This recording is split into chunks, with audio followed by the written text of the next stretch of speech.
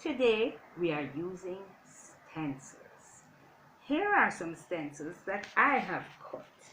I think they are going to be just right for what we are doing. Now let's try one.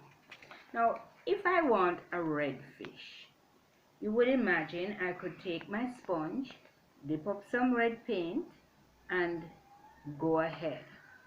Let's see what we get. And this is how I want you to be using the stencils. You notice I am only wiping the paint around the edges. I don't need to wipe any paint in the middle of the stencil. That's good enough.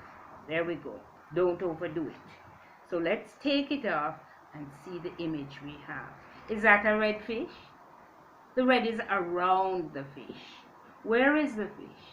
He's in the water. Would he have red around him? Definitely not. So let's try again.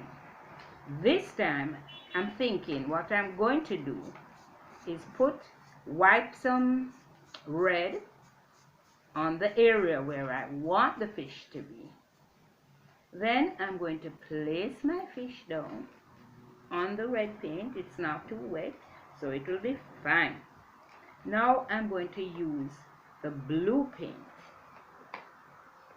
Ooh, quite messy. And I'm going to wipe again. This time, of course, as you can see, with blue. I'm making sure to cover all the red paint that I put on before.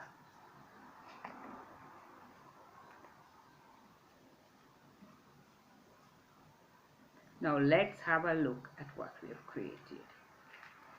A red fish swimming on a blue background. That's just what I want it to look like. So I'm setting this aside because this is the paper I'm using.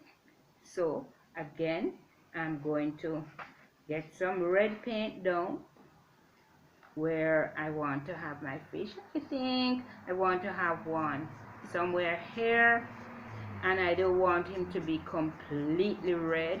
He can have a bit of green in him and even a little of another color. So there we go. Maybe I've put too much. There we go.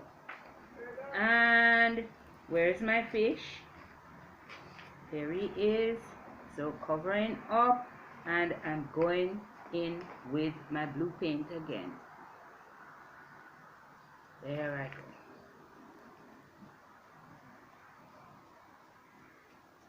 Good.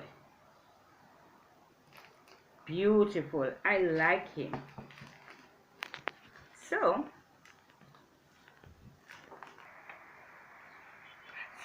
I've gone ahead and stenciled in two fish.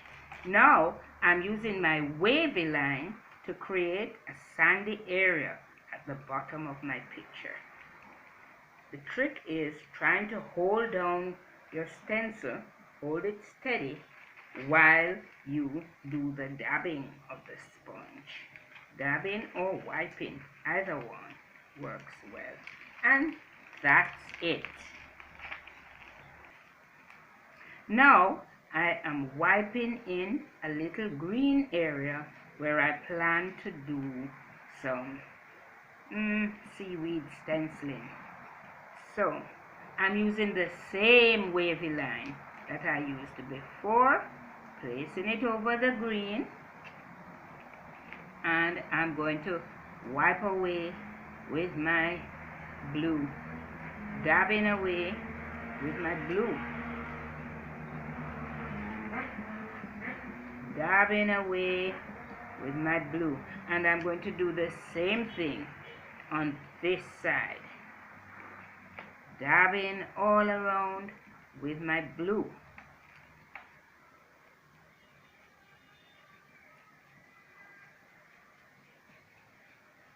So that's it. That's the way I am using my wavy stencil today. Now remember, I also have some circles. I'm going to do the same thing. That's all we need to do. Dab around the shape to create the picture that you want. It's always good to have a plan in mind before you begin. And one more circle, small one, let's say over here. You have to not mind too much about your manicure when you're doing this. I'm going to put back this. Oh, that's the wrong color. Where did that come from? I guess I picked up the wrong sponge. Trying to keep my colors separate. Of course, a little greeny blue won't go amiss in my underwater scene. In fact, I think I could even use a little purple. So here goes with my purple. And some more waves over here with my purple. Now I'm getting purple and green.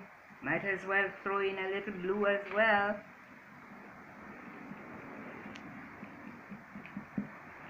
And where else can I have a wavy line? I think this is a good spot for a wavy line, and it has both purple and blue. And shall we have one more wavy line up here? Purple and blue, and even a touch of green. And just for good measure, we finish off, and just like that. One last thing, I have a paintbrush here. I'm going to use it in an unusual way. I am going to dip my paintbrush in one of my darker colors, and I'm going to just, you notice this is not the brush side, so I'm going to press on it there and press on it there, and that's it.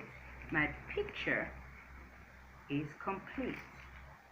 Let me know what you think. Do you think you can create your own stencils and do a beautiful picture? It can be any subject.